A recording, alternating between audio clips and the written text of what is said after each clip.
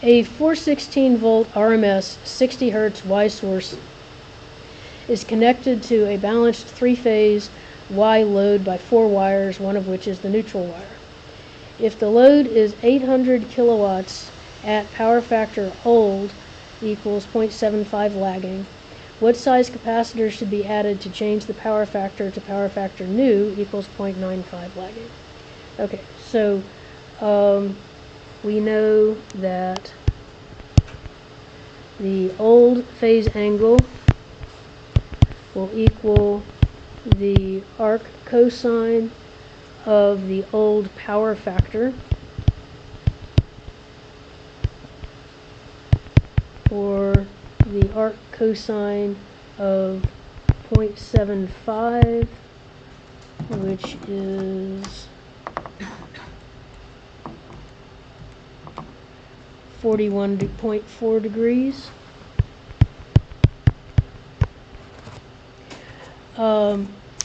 And we know that just like, and this is just how I remember it, this is still true, that here's our apparent power. If we had its magnitude, the real power total, which we are given here, has to equal the apparent power times the cosine of this angle. So we know that the total power will equal the magnitude of the apparent power times the power factor. And so that's 800 times 10 to the third equals the magnitude of the apparent power times 0.75, or the magnitude of the apparent power is 1.067 times 10 to the 6. Make sure that's right.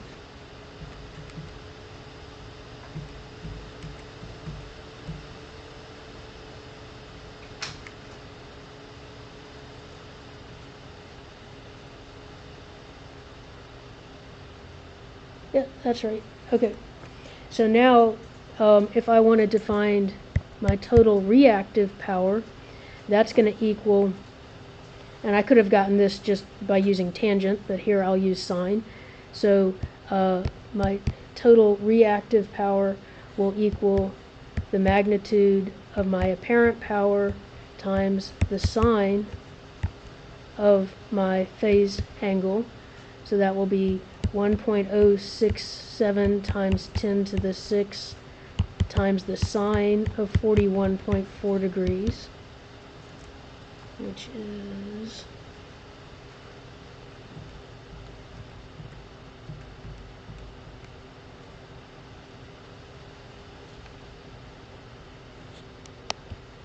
(705.4 kVAR). Alright, so now our new angle needs to be the inverse cosine of 0.95,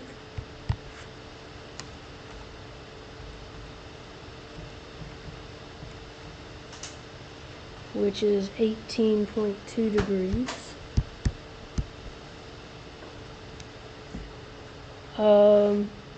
And then y'all said that you had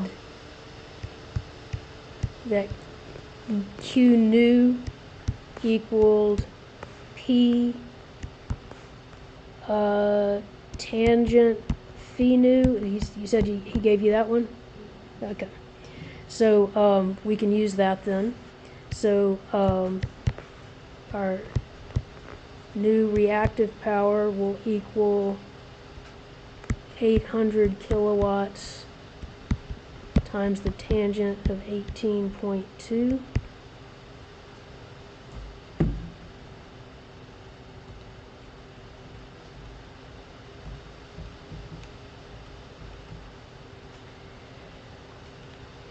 and I get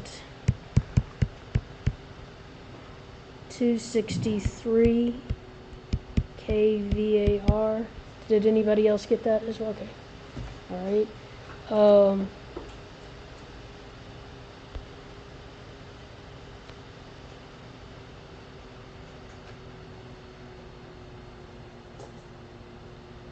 So now,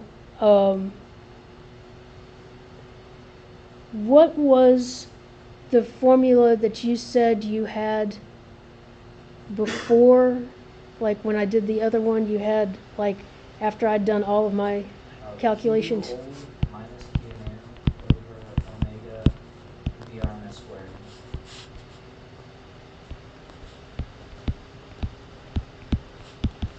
Okay. So what do you think might be different here compared to our example that we did at the beginning?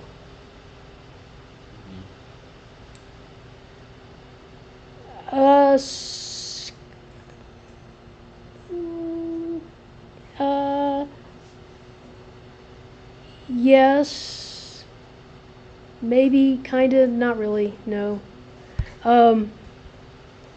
So,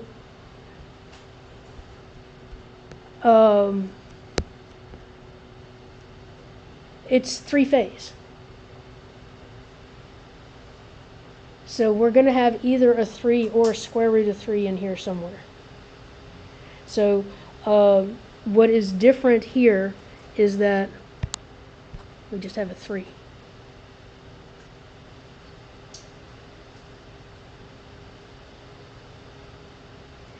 And so if I take my old minus my new, this is not the way I worked it, so I'm hoping it all works fine. 263K. Our old minus our new over 3 times, is omega given? Yes, so 60 times 2 pi times, we can just use the voltage that's given in the problem, which was 416 volts. So 416 squared. And somebody multiply that all out and see what we get, and I'll tell you if it's the right answer.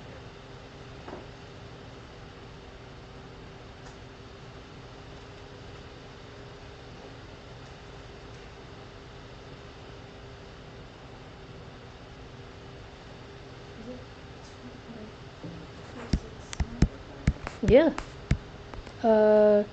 Millifarads. Did you forget the K is times 1,000? Yeah.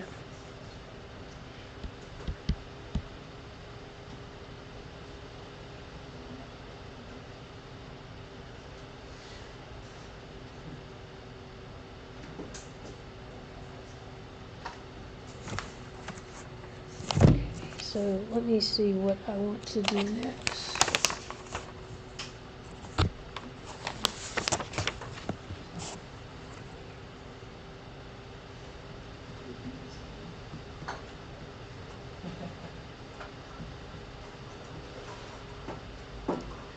Um,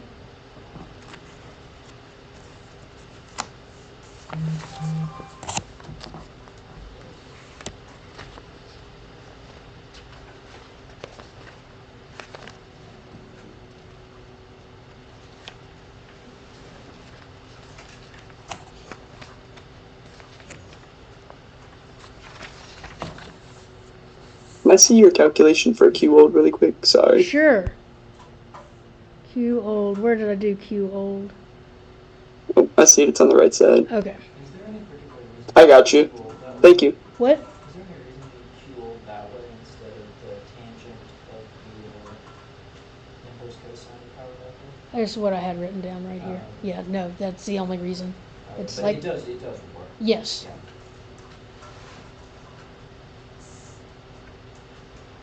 So the real power stays the same? Correct. And that's the whole idea, is the real power is staying the same, and you're trying to do something to lower the amount of reactive power. I